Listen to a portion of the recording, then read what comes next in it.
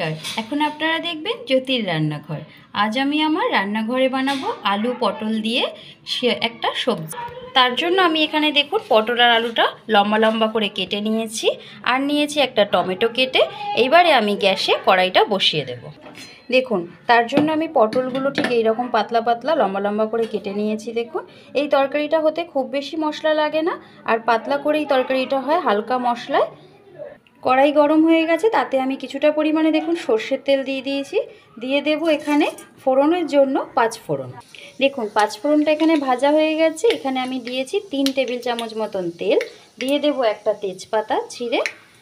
দেখুন, আমি সবজি এখানে নিয়েছি ঠিক এতটা, অনেকটাই সবজি, তার জন্য কিন্তু আমি তেল নিয়েছি একদম সামান্য পরিমাণে। সব সময় যে অনেকটা তেল দিতে হবে সেরকম কোনো নয়, গরমের দিনে আমরা চাই হালকা তেলেই করতে। দিয়ে দেবো এবারে কেটে রাখা সবজিগুলো একে একে।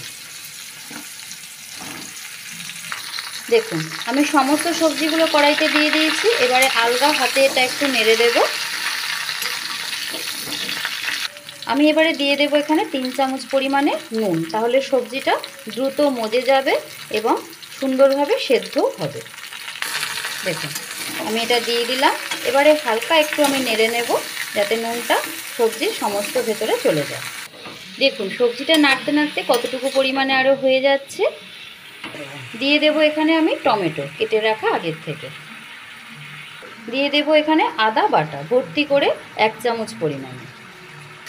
দিয়ে দেব এখানে চিড়ে রাখা 4 থেকে 5টা কাঁচা লঙ্কা।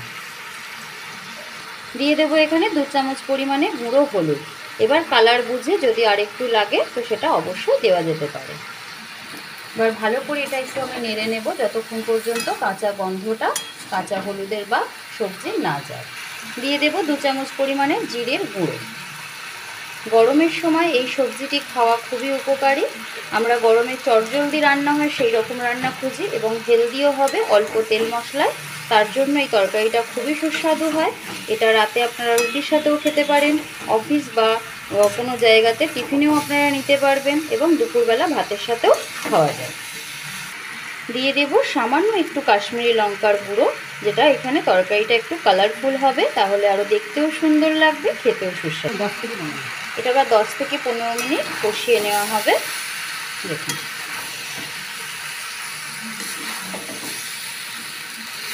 তরকারিটা সম্পূর্ণ আমার মা রান্না করছেন, কেননা উনি এই তরকারিটা ভীষণ ভালো। যদি আমার এই রান্নাটা ভালো লাগে দয়া করে আমার চ্যানেলটিকে একটু সাবস্ক্রাইব করে আমার পাশে থাকবেন। আপনাদের একটা লাইক এবং সাবস্ক্রাইব আমাকে আরও নতুন নতুন রান্না করতে ভীষণ পরিমাণে উৎসাহিত করে। দেখুন, সম্পূর্ণ মশলাটা কষিয়ে নিয়েছি। দেখুন, তরকারি কালারটাও কত সুন্দর হয়েছে।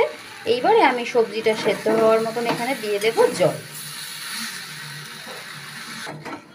এবার আমি তরকারিটা ঢাকা দিয়ে অপেক্ষা করব যতক্ষণ পর্যন্ত আলুটা আর পটলটা সেদ্ধ না হয়।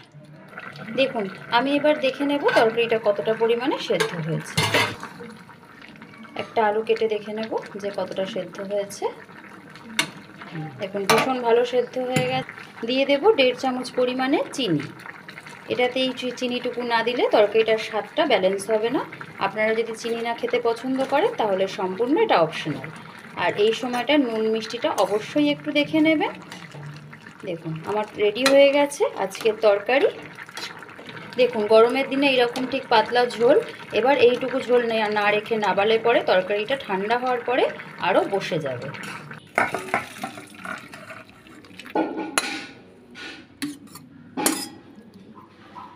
দেখুন, রেডি হয়ে গেল আজকে আলু পটলের তরকারি বা পাতলা ঝোল আপনারা বলতে পারেন, যেটা গরমের দিনে খাওয়া ভীষণই উপকারী।